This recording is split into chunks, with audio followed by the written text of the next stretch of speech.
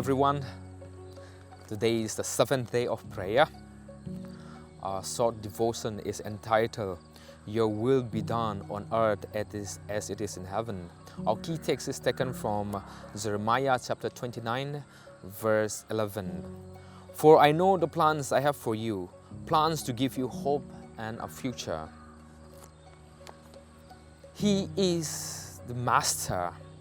We have plans, long-term plans and daily plans. In prayer, we seek God's help and blessing for our plans instead of seeking God's plan. God says, I know the plan I have for you. Jeremiah chapter 29, verse 11. To have God's blessing and resources, you must follow His plan. In prayer, we tell God what to do as if we are the Master and God is our servant. Remember, He is God. He is the Master. He should tell us what to do. It's morning. Consecrate yourself and ourselves, according to Step to Christ, page 70, to God for that day. Surrender all your plans to Him, to be carried out or given up as His providence shall indicate. Thus, day by day, you may be giving your life into the hands of God. Remember this phrase in the Lord's Prayer. Your will be done on earth as it is in heaven. In heaven, angels serve God. He gives them an assignment and they do it. Their answer is, yes, Lord, and they are gone. None of them tell Him what to do, none negotiate or say, I'm busy or I'll do it later. None argue by saying, I don't have the resources or I have a better idea. When He tells an angel to do something, they act, knowing He makes all the necessary resources available. Here's a short story to understand God's plan. One day, a man and his wife were on an 11-hour drive. As usual, they sought God's plan for the day and asked Him to sow an opportunity to serve. About 5 hours into the trip, a good friend of him called him and told him, pray for me.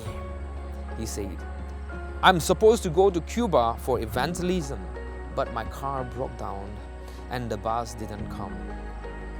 He knew that his friend lived in the area where they were driving through right at that moment. So he said, where exactly do you live? He gave them the exit number. Just as they were talking, they approached the exact exit. We are at your exit, he exclaimed. How could that be? He responded. You live 5 hours north of me. They took the exit, went to his place, picked him up, and drove him to the airport. He caught the plane and went to Cuba.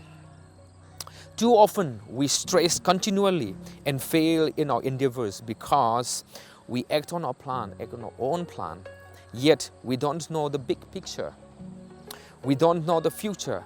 God does, and He loves us. If you read the Ministry of Healing, page 479, Ellen G. wrote, too many in planning for a brilliant future make an utter failure. Let God plan for you. God never leads His children otherwise than they would choose to be led. If they could see the end from the beginning and discern the glory of the purpose which they are fulfilling as co-workers with Him. To do God's will, we must know it. So you and I should also listen in prayer.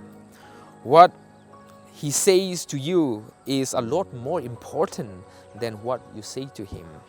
We need to have a personal experience in obtaining knowledge of the will of God. We must individually hear Him speaking to the heart. When every other voice is hushed, and in quietness we wait for Him, before Him, and the silence of the soul makes more distinct the voice of God. Ministry of Healing, page 58. Through prayers we speak to God, and through the Word He speaks to us. Prayer and study of the Word go always together. They should never be separated. The Bible is God's voice speaking to us just as surely as though we could hear it with our ears. Testimony for the Church, volume 6, page 393. We can certainly tell Him our needs. We are told to cast all our needs upon Him. There is nothing wrong in asking Him for help. However, you are not informing God of something He doesn't already know. Rather, you are giving Him your consent for God to help you. God gave us freedom of choice, and He respects our choice. He will never intervene by imposing His will on us. He waits for us to ask, to choose His help, then He can intervene. Pray, study the Word of God, think on it, present your needs and plans, and ask for God's leading and guidance. Make God's plan your priority. Seek God first, then trust that He will take care of all of your needs, and as He promised in Matthew chapter 6 verse 33, make yourself available to serve Him and follow His will. Say, "Here am I, O Lord, use me today. May your will be done in my life."